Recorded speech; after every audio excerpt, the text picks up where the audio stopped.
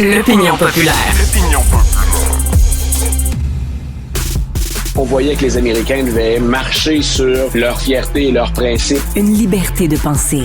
Mais il le fait d'une façon particulièrement grossière et maladroite. Une force internationale. Et même, on va plus loin. Luc La Liberté.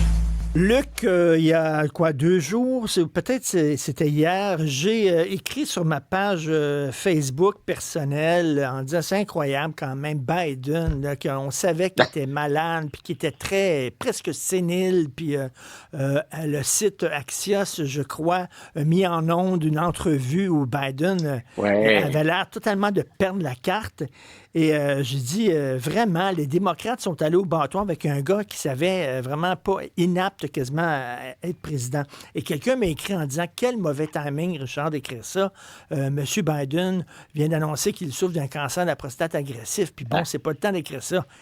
Dites-moi pas à moi là, qu'on devrait avoir de la compassion pour les gens qui souffrent d'un cancer de la prostate. Là, je pense que je le sais, là, mais en même temps, on ne peut pas mettre de côté cette idée-là, là, que, comme quoi on l'a caché.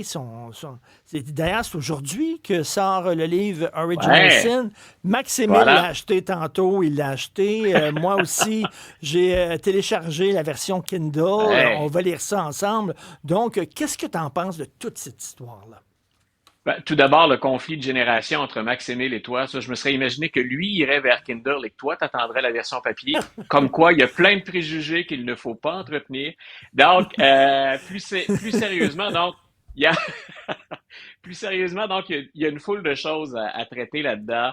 Par exemple, on voit à l'écran la page couverture d'Original Sin.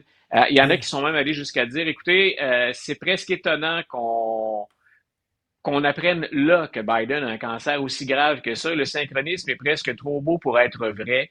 C'est-à-dire qu'on va, bien sûr, je pense, n'importe quel être humain normal et sensé, peu importe nos opinions politiques ou ce qu'on peut penser d'un individu, Biden est confronté à une épreuve très, très difficile. Ce n'est pas la première de sa vie.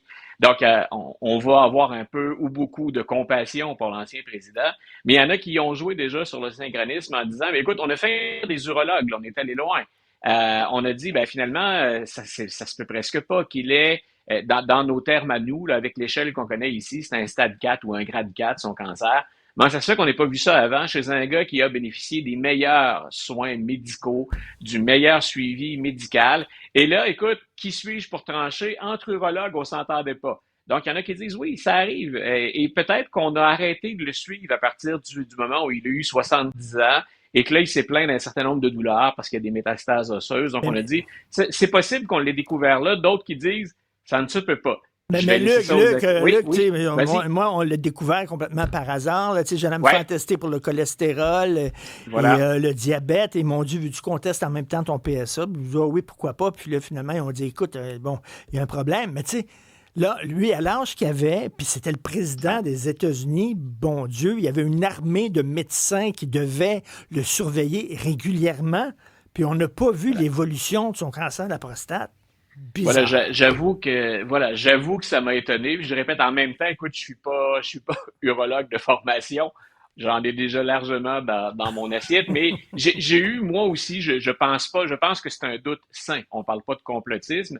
On verra si éventuellement un jour on aura plus d'informations pour venir nourrir ça, pardon, mais disons que c'est un drôle de synchronisme. Au moment où on s'apprête à sortir le livre et qu'il y a nombre de révélations troublantes ou embêtantes pour l'entourage du président et le président lui-même, on apprend ce diagnostic qui est très, très, très dur. Là. Même s'il est à un âge avancé, qu'on dit parfois, ça avance relativement peu, ce qu'il a est quand même grave, mais il a des options de traitement.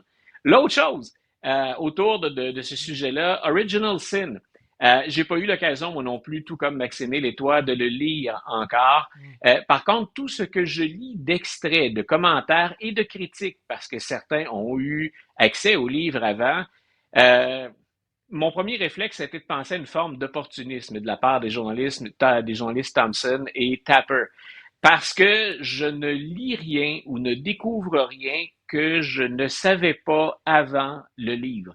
Quand je dis opportunisme, c'est Tapper et Thompson se sont fait parfois taper sur les doigts en disant « Vous couvrez pas également. » Tapper est pour CNN, l'autre est pour Axios.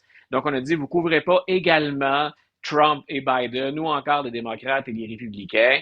Et là, au moment où il y a des critiques au sein même du Parti démocrate du fait que Joe Biden se soit accroché longtemps, ces journalistes-là publient le livre.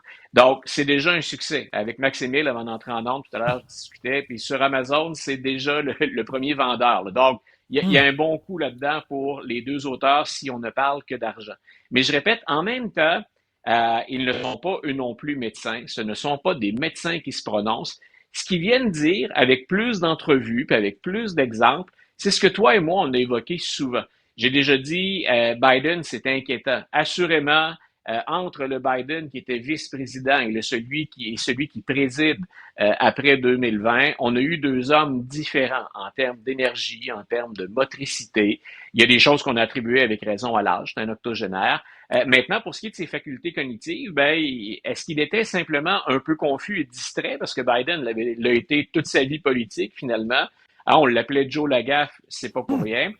Ou encore, était-il vraiment diminué au plan cognitif? De tout ce que j'ai vu, ni un ni l'autre ne peuvent confirmer ça. Et encore une fois, comme tout le monde, la mâchoire m'a décroché quand on l'a vu en plein débat, là, être pendant au moins une trentaine de minutes complètement confus et perdu. Est-ce qu'il était vraiment grippé, comme il l'a dit? Est-ce que c'était une mauvaise soirée, comme ça arrive parfois? Ou était-il vraiment diminué au plan cognitif? En quelque chose, il y a une chose qui est sûre, de deux choses, j'ai envie de te dire. C'est une erreur en 2022 que de ne pas avoir confirmé qu'il ne se représenterait pas. Là-dessus, je comprends les démocrates qui sont choqués. Biden avait lui-même laissé entendre qu'il ne serait qu'un président de transition. Je vais être là pour un mandat. C'est ce qu'il avait laissé entendre. Et de l'autre, c'est clair qu'on l'a protégé ou surprotégé. On l'avait fait pendant la campagne 2020 et c'était plus facile. Il avait mené, je résume puis je simplifie, mais il avait mené une campagne à partir de son sous-sol. C'était beaucoup plus confortable en période de pandémie. Il n'avait pas à multiplier les séjours, les voyages en avion, répéter des discours continuellement devant de grandes foules. Donc, c'était beaucoup plus confortable comme mesure. Et ensuite, vers la fin du mandat, dans les 2 dernières années, écoute, il a échappé à peu près à toute forme d'entrevue sérieuse ou entrevue de fond. Est-ce qu'on l'a trop protégé? Est-ce qu'on l'a surprotégé? Était-il vraiment malade? On a aidé Donald Trump pendant ce temps-là, parce que moi, voilà. Si rapidement on aurait dit, Monsieur Biden, là, on vous tasse, là, puis on aurait eu une vraie course avec le temps de permettre à certains candidats de se démarquer, etc., puis on serait allé au bâton, au marbre, on se serait présenté avec quelqu'un qui avait la chance de frapper peut-être un triple ou un circuit, peut-être que Trump ne serait pas là. Voilà. Actuellement, au moment où on se parle. Voilà. Écoute, ça, j'ai vu, je pense que tu l'avais déposé sur les réseaux sociaux aussi, puis j'ai remarqué ça, j'étais parfaitement d'accord avec toi. D'ailleurs, bien avant d'apprendre que le livre s'appellerait Original Sin, il y a un texte publié il y a 1 an et demi, 2 ans, où moi, finalement, je l'accusais de péché d'orgueil. Il est très orgueilleux, il était et il est encore, je pense, très, très orgueilleux, Joe Biden, probablement convaincu qu'il était seul capable de vaincre Donald Trump, et sans savoir je ne peux pas confirmer à quel point il est malade ou tout simplement l'est-il pour ne pas diriger un pays comme les États-Unis. Assurément, c'est un péché d'orgueil. C'est qu'il s'accroche par fierté, par orgueil. C'était une erreur stratégique majeure. Et je pense que c'est vendredi où je discutais avec toi des propos très durs qu'a eu David Plouffe, qui est l'ancien stratège de Barack Obama, qui avait repris du service pour Kamala Harris. Mais là, ces mots, pas les miens, je mets ça entre guillemets pour les oreilles chastes. Il a dit carrément avec Joe Biden, on s'est fait fourrer. C'est le terme qu'il a utilisé. Dans mon article, j'avais dit qu'il avait foutu le bordel. Je voulais épargner les yeux de certains de nos lecteurs, mais les mots crus et durs de David Plouffe, c'était ça. Donc, ce à quoi je peux conclure aujourd'hui, que j'ai lu le livre ou pas, c'est bien malin qui va pouvoir me dire qu'il est vraiment malade au point de ne pas être en mesure de diriger. Mais est-ce qu'il a fait une erreur? Est-ce que les démocrates qui l'ont couvert ont fait une erreur? Est-ce qu'on a trop tardé à parler? Kamala Harris, jusqu'à maintenant, est une des rares démocrates qui ne l'a pas encore, selon l'expression proverbiale, lancée sous l'autobus. Mais je suis certain que quand elle s'assoit le soir à la maison, difficile de ne pas l'imaginer se dire que Biden n'aurait pas dû revenir. En même temps, est-ce qu'elle aurait été couronnée comme elle l'a été si Joe Biden avait attendu pour quitter? Voilà. Donc, il y a du pour et du contre si on ne parle que de Kamala Harris. Mais pour les démocrates, on peut maintenant le confirmer. Là, on y réfléchissait avant, mais ça a été une erreur. En tout cas, s'il savait lire, il lirait certainement ce livre-là, Donald Trump, mais il y a quelqu'un qui va y résumer, quelqu'un de son équipe. Voilà. Certainement y résumer. On enverra notre conversation à Donald. Mais merci beaucoup. À demain, Luc. Salut. Bonne fin de journée, Richard. Bye. Bye.